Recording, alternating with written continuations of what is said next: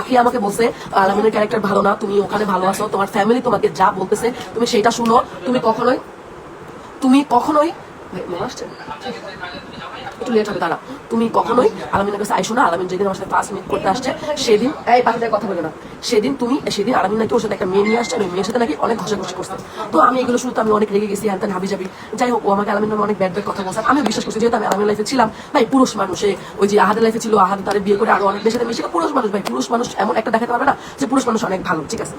তো সে আমাকে যখন বললো, আমি আলামিনের কথা, আমি আকি আপুর কথা বিশ্বাস করলাম।